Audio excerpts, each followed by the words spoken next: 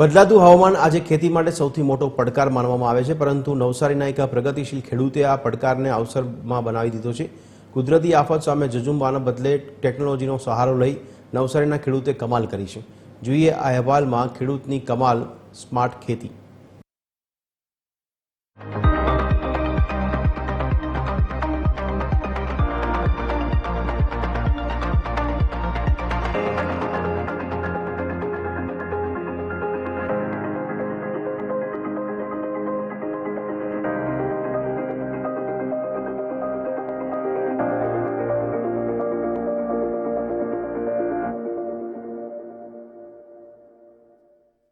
નવસારીના એક પ્રગતિશીલ ખેડૂતે સમસ્યાનું સમાધાન ટેકનોલોજી દ્વારા શોધી કાઢ્યું છે। હાંસાપુર ગામના ખેડૂત પરિમલ દેસાઈએ 60,000ના ખર્ચે સેન્સર આધારિત વેધર સેન્ટર સ્થાપિત કર્યું છે। આ સેન્ટર થકી મળતી તમામ માહિતી ખેડૂત પોતાના મોબાઈલ એપ્લિકેશનમાં સીધી ગુજરાતી ભાષામાં મેળવે છે। જેથી આ પ્રગતિશીલ ખેડૂત પોતાના ખર્ચમાં બચત કરીને ઉત્પાદનમાં વધારો કરી રહ્યો છે। જો વાત કરવામાં આવે તો છેલ્લા 10 વર્ષોમાં તાપમાનમાં સતત વધારો અને ઋતુચક્રમાં અસંતુલન નોંધાયું છે, જેની સીધી અસર પાકના વિકાસ પર પડે છે। સામાન્ય રીતે ખેડૂતો અંદાજ મુજબ વધુ પાણી કે દવાનો છંટકાવ કરી દે છે, જેનાથી ખર્ચ વધે છે। પરિમલ દેસાઈના ખેતરમાં સેન્સર આધારિત વેધર સેન્ટર ઊભું થતાં હવે તાપમાન, હવામાં ભેજ અને વરસાદની સચોટ માહિતી પરિમલભાઈને અગાઉથી મળી જાય છે। પણ આજથી 2 વર્ષ પહેલાં અમે બારામતી ખાતે કૃષિ મેળામાં ગયા હતા અને ત્યાં અમે લાઈવ ડેમોન્સ્ટ્રેશન જોયું કે જે એઆઈ ટેકનોલોજી સત્ય નડેલા એમણે બતાવ્યું હતું ને એમણે જે ઇમ્પ્લિમેન્ટ કરેલી હતી એ અમે જોઈ। ત્યાં શેરડીના પાકમાં એમણે ઇમ્પ્લિમેન્ટ કરેલી હતી અને એ 40 ફૂટની શેરડી જોઈ અને એ અમને થોડું સારું લાગ્યું, તો એ વેધર સ્ટેશનને અમે અહીંયા મેં મારા ખેતરમાં ઇમ્પ્લિમેન્ટ કર્યું અને એને લીધે જે મને ખરેખર ફાયદો થયો છે, એટલે મને લાગે છે કે ખેડૂતોએ બી ખરેખર આમાં ઉપયોગ કરવા જેવો, એટલા માટે હું ખાસ જણાવું છું। પરિમલભાઈને આ સ્માર્ટ ખેતીની પ્રેરણા મહારાષ્ટ્રના બારામતીમાં યોજાયેલા કૃષિ મેળામાંથી મળી હતી।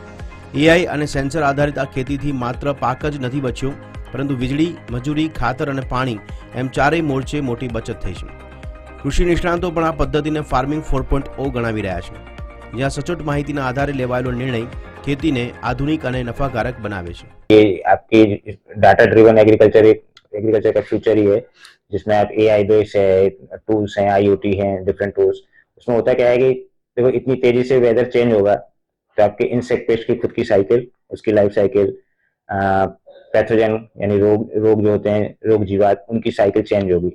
तो एग्जैक्ट तुम डिसीजन कब कौन सी दवाई का छिड़काव करना, कब हमें फसल की बुआई करना, कब पानी देना, ये रियल टाइम में जो वेदर को देखते हैं डिसीजन लेंगे वो काफी बेहतर और प्रॉफिटेबल होगा।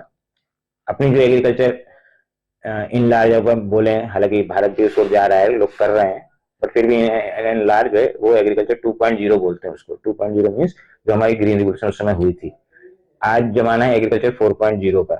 પરિમલ દેસાઈએ સાબિત કર્યું છે કે જો ખેડૂત પરંપરાગત પદ્ધતિ સાથે ટેકનોલોજીનો સમન્વય કરે તો કુદરતી પ્રતિકૂળતા વચ્ચે પણ સમૃદ્ધિ મેળવી શકાય છે। છેલ્લા કેટલા વર્ષોથી બદલાતું વાતાવરણ ખેડૂતો માટે મૂંઝવણ ઊભી કરી રહ્યું છે, કારણ કે કસમયે પડતા કમોસમી વરસાદ, તાપમાનમાં વધારો ઘટાડો, આ બધા ફેરફારો થવાના કારણે ખેડૂતે પોતાનો કિંમતી ખેત પેદાશ છે તેમાં નુકસાની થવાના કારણે આર્થિક નુકસાન સહન કરવાનો વારો આવે છે। ત્યારે નવસારી જિલ્લાના હાંસાપુર ગામના ખેડૂતે એક ટેકનોલોજીનો સહારો લઈ પોતાના જે ખેત પેદાશો છે તેને બચાવવાનો એક સુંદર પ્રયાસ શરૂ કર્યો છે। તેમણે પોતાના જે ખેતર છે તેની અંદર એક વેધર સેન્ટર ઊભું કર્યું છે, જે સેન્સર આધારિત કામ કરે છે, જેમાં આ વેધર સેન્ટર તાપમાન, ભેજ, પવનની ગતિ, વરસાદ અંગે સચોટ માહિતી એકત્રિત કરે છે। આ તમામ માહિતી મોબાઈલ એપ્લિકેશન દ્વારા ગુજરાતી ભાષામાં ઉપલબ્ધ કરાવે છે, જેના આધારે ખેડૂત ખેતી સંબંધિત મહત્વપૂર્ણ નિર્ણય લઈ રહ્યો છે। સાથે તાપમાનમાં ફેરફાર થાય, વરસાદની શક્યતા હોય કે કોઈ જીવાત અથવા રોગનો ખતરો હોય તો પરિમલ દેસાઈને અગાઉથી જ આ અંગેની સંપૂર્ણ જાણકારી મળી જાય છે, જેથી કયા સમયે કેટલું પાણી આપવું, કયું ખાતર આપવું, કેટલા પ્રમાણમાં ખાતર આપવું અને કઈ દવાનો છંટકાવ કરવો, આ બધી જ જે સમસ્યાઓનું નિરાકરણ ખેડૂતને પોતાના મોબાઈલ એપ્લિકેશનના માધ્યમથી ખબર પડી જાય છે, જેથી ખેડૂત આગોતરું પ્લાનિંગ કરીને પોતાના પાકને બચાવવા માટેના મહત્વપૂર્ણ નિર્ણય લઈ શકે છે। હાલ તો નવસારી જિલ્લામાં જે પરિમલ દેસાઈએ આજે સુંદર પહેલ શરૂ કરી છે તેને ખેડૂતો આવકારી રહ્યા છે, તો બીજી તરફ આવનાર વર્ષોમાં ટેકનોલોજીનો સહારો લઈ ખેડૂતોએ ખેતી કરવી પડશે એ ચોક્કસ છે। પરિમલ મકવાણા, TV13 ગુજરાતી, નવસારી।